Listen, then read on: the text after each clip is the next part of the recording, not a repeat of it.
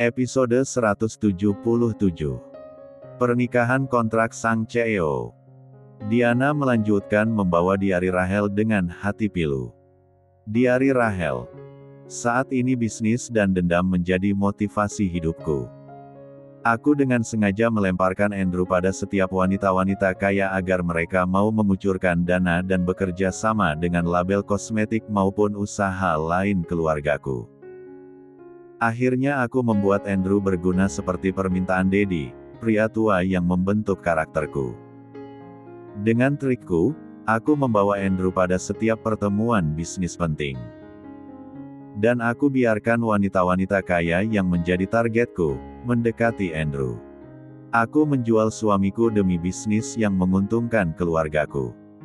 Pria yang sudah mati hati itu, menerima setiap wanita bin 4L itu.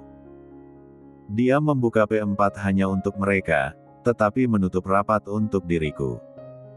Kau Casanova bagi mereka, perayu dan pecinta ulung. Tetapi hanya sebuah patung di sisiku. Hatiku sakit untuk itu.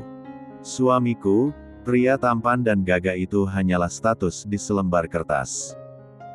Kami tinggal serumah tapi tidak pernah lagi tidur seranjang. Wanita lain. Aku hanyalah istri tersembunyi. Aku istri sah tetapi dia memperlakukanku bagaikan simpanan yang menjijikan. Aku benci kau, Andrew. 8 bulan setelah menghilang dan menerima uangku. Wanita materialistis itu kembali dengan seorang bayi. Dia mengancamku. Wanita ini memang sebuah parasit. Harusnya aku racuni saja dirinya. Anak ini adalah anak Andrew dan diriku. Aku akan membawa anak ini dan membuat Andrew merampas semua kekayaan yang telah dia perjuangkan. Ujarnya dengan arogan. Seorang bayi yang belum genap 1 bulan dia bawa kepadaku. Tidakkah dia takut jika kemarahanku bisa membuat anak ini celaka? Aku bisa membuang anak ini ke sarang anjing harderku. Dan kita lihat apakah dirimu masih bisa tersenyum. Kau tidak akan melakukan hal itu. Sahutku dengan sinis. Aku masih bisa berkepala dingin. Aku ingin tahu seberapa mahal harga dirinya. Kenapa tidak? Kau meragukan kemampuanku. Tanyanya dengan angkuh. Wanita yang dibutakan oleh harta adalah wanita bodoh. Dia menganggap dirinya begitu hebat. Jika saja aku tidak tertarik pada bayi itu, sudah aku lempar dirimu ke laut. Aku tidak pernah meragukan kemampuanmu berakting dan bagaimana kau mencintai uang. Jawabku dengan tenang, mengulur waktu. Lalu, sikapnya menantang. Benar bukan? Sekarang dia yang semakin penasaran. Dan aku ada di atas angin. Akal busuknya terlalu mudah aku tebak. Aku penasaran, apa yang dilihat Andrew bodoh terhadap wanita memuakan ini. Karena kau mencintai uang. Kau membawa anak itu kepadaku terlebih dahulu. Jika kau mencintai Andrew dengan tulus seperti yang kau gemborkan, kau akan membawa bayi itu kepadanya. Sahutku dengan sinis. Wanita itu tidak bisa menjawabku. Dia diam untuk sesaat. Tentu saja aku benar. Dia datang untuk menjual bayinya. Wanita ini bahkan lebih rendah dari diriku. Aku tidak akan mengganggu Andrew dan akan meninggalkan dirinya, jika kau mau mengganti biaya hamil dan melahirkan anak ini. Akhirnya warna asli wanita itu keluar. Dia lebih hina dari diriku. Berapa? $1 juta. Uang sebanyak itu. Dia lumayan hebat juga. Tapi tidak masalah jika parasit ini bisa pergi. Oke deal. Setelah aku pastikan anak ini milik Andrew, aku akan membayarmu. Tapi ingat, jika kau kembali lagi, bukan saja akan aku buat kau miskin, akan aku buat dirimu menangis darah. Dia menutupi rasa takut dengan senyuman. Harusnya dia menjadi seorang artis. Aku yakin Angelina Jolie pasti kalah dengan akting hebat wanita parasit ini. Uang sebesar itu tidak masalah bagiku. Melihat bayi itu aku memiliki harapan. Kepedihan karena telah menggugurkan anak pria tua itu yang membuatku mandul, akan berubah bahagia dengan kehadiran anak itu. Aku memiliki harapan untuk bahagia bersama Andrew. Conrad dia memberi nama anak itu. Anak itu benar anak kandung Andrew. Aku memaksa Andrew mengadopsi bayi kecil itu atas namanya. Dan ternyata ikatan darah begitu kental, tanpa mengetahui siapa sebenarnya Conrad dia mencintai anak itu dengan tulus. Kenapa kau tidak bisa mencintaiku Andrew? Aku sudah menanggung begitu banyak rasa sakit. Aku sudah mengeluarkan banyak uang untuk wanitamu. Bahkan dengan kehadiran bayi itu di antara kita, tidak membuatmu memandangku. Bahkan kau tidak mempercayaiku, ketika aku katakan jika Caroline meminta uang padaku, sebagai ganti meninggalkanmu. Kau malah semakin membenciku. Tidakkah kau lihat cinta wanita itu hanya sebatas uang? Tapi, ternyata racun kebencian sudah mengakar kuat di hatiku. Aku iri dengan Conrad. Aku benci bagaimana Andrew lebih menyayangi bocah itu daripada diriku. Conrad beruntung bertemu dengan Andrew. Dan rahasia akan asal Conrad masih aku pegang kuat. Malangnya kau Andrew, hahaha. Akan aku buat kau menjadi pria mandul seperti diriku. Aku tidak akan membiarkan kau menebar remamu pada wanita binal lainnya. Cukup Conrad hadiah dan kematian untukmu. Hadiah dan dendamku untukmu Andrew sayang. Kebencianku padamu membuatku membenci bayi kecil yang tak berdosa itu.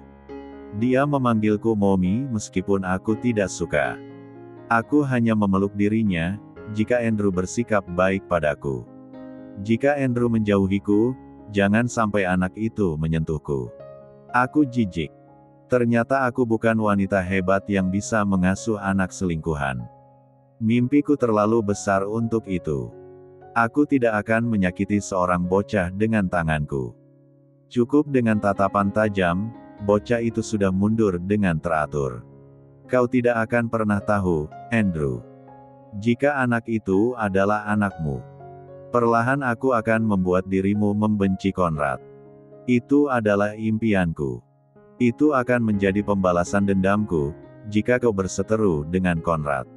Aku akan tertawa di atas tangisan bocah itu. Akan aku cabik-cabik perasaan kalian. Akan aku besarkan anak itu dengan memanem kebencian padamu. Akan aku buat kalian berdua, ayah dan anak sebagai musuh bebuyutan. Itu adalah pembalasan dendamku. Diana menangis membaca pertengahan kisah buku harian itu. Ternyata kedua wanita yang pernah ada di masa lalu Andrew, hanya mencintai pria itu tanpa ketulusan. Hanya sebatas uang dan trik. Seandainya Rahel bisa mencintai Andrew dengan tulus, mungkin tidak akan ada Diana di kehidupan Andrew. Kenyataan ini membuat dirinya lega sekaligus takut. Lega karena Conrad adalah anak kandung pria yang ia cintai. Dan takut, jika Conrad lebih memilih Caroline. Dia takut kehilangan anak yang sudah dia cintai dengan tulus. Tuhan ternyata berbicara lain. Cinta di antara Andrew dan Conrad tumbuh dengan sendirinya. Mereka tidak sampai membenci seperti keinginan Rahel. Bahkan sebelum hal itu terjadi, Diana telah hadir di antara mereka. Karena besarnya cinta Andrew dan keinginan mempunyai sebuah keluarga yang normal, dia membawa pergi Conrad dari rumah Rahel. Episode 178. Setelah memanjakan Francisca dan Conrad dengan makan pagi, Raja membawa kedua anak tersebut kembali ke penthouse. Andrew tampak segar dan sudah menanti mereka. Conrad, ajaklah Frances untuk bermain dulu. Daddy hendak berbicara hal penting dengan uncler Raja. Ujar Andrew pada putranya. Baik Dad. Conrad kemudian membawa Francisca untuk menonton serial kartun di ruang keluarga. Setelah kedua anak itu pergi, Andrew mulai berbicara pada Raja. Pergilah ke rumah Caroline dan temui pengasuh itu. Cari tahu, apa sebenarnya yang terjadi. Mengenai Francisca, Cari tahu juga anak siapa sebenarnya dia. Dan apakah anak ini memiliki paspor. Andrew berhenti sejenak kemudian dia melanjutkan lagi. Pergilah juga ke rumah sakit tempat Caroline dirawat. Lihat bagaimana keadaan dirinya. Laporkan segera padaku. Baik Tuan. Raja kemudian meninggalkan penthouse. Andrew menghampiri kedua anak tersebut.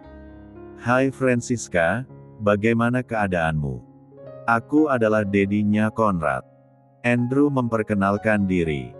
Sejak semalam ketika Francisca mengikuti mereka, dia tidak sempat menyapa gadis kecil itu. Dan gadis itu hanya diam memandang Andrew tanpa bersuara. Dia baru mengenal Andrew dan belum pernah akrab dengan pria dewasa manapun. Andrew memahami hal itu. Baiklah, sekarang bagaimana? Apakah kalian mau tetap menonton televisi, atau turun bermain di bawah? Tanya Andrew. Bermain? Sahut Conrad dengan bersemangat. Dedi, sekalian kita renang yuk. Francesco pernah renang.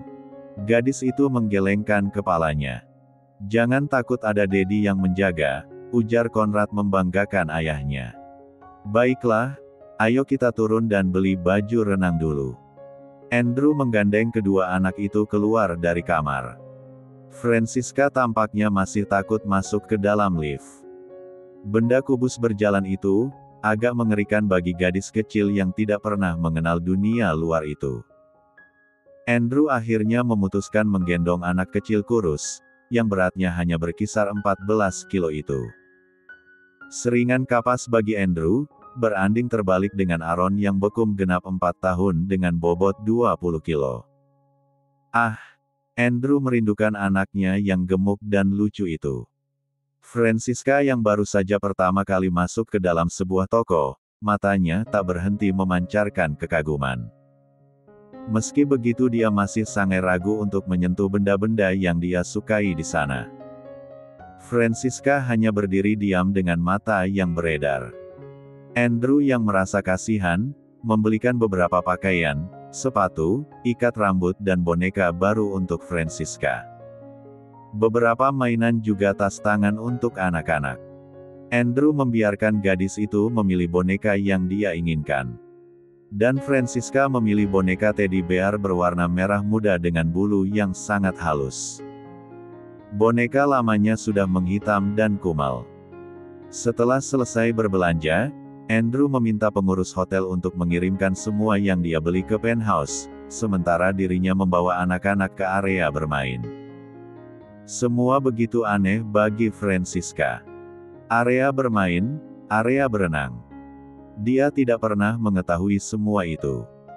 Dan untuk pertama kalinya, Francisca merasakan mandi bola. Dia yang awalnya merasa takut dan ragu akhirnya terbiasa. Conrad tampak bisa mencairkan ketegangan yang dirasakan oleh Francisca. Gadis kecil itu mulai bisa tertawa. Andrew merekam semua dan mengirimkan pada Diana. Lihatlah anak itu. Andrew mengarahkan kamera smartphone-nya ke arah Conrad dan Frances yang sedang bermain. Ah, sayang. Malangnya gadis kecil itu. Dia tidak pernah bermain di tempat seperti itu di sana. Tanya Diana dengan iba.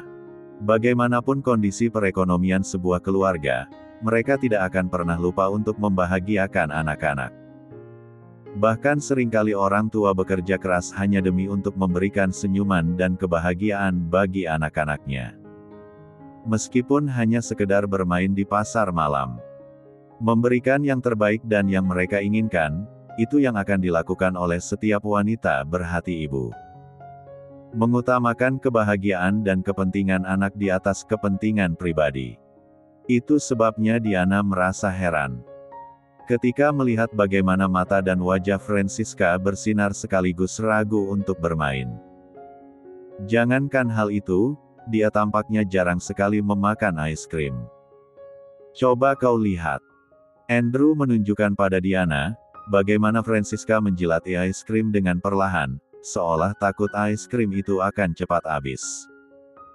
Tentu saja sangat berbeda dengan Conrad apalagi si kecil Aaron, yang bisa menikmati 2 skop es krim dengan cepat.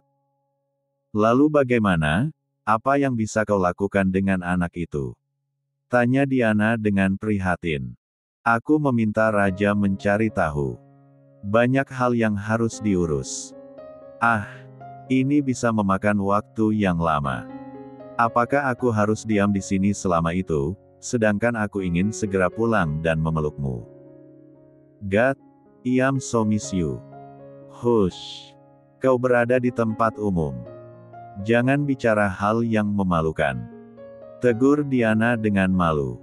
Biarkan saja, memalukan di mana? Aku toh merindukan istriku. Sahut Andrew dengan manja. Aku juga merindukanmu. Bersabarlah sedikit sayang, lihat apa yang bisa kita lakukan untuk anak itu dan keadaan Caroline. Aku harap kau benar-benar melupakan dirinya, meskipun dia adalah ibu kandung Conrad. Hahaha. Aku suka melihat dirimu cemburu. Ah, kau begitu menggemaskan ketika cemburu.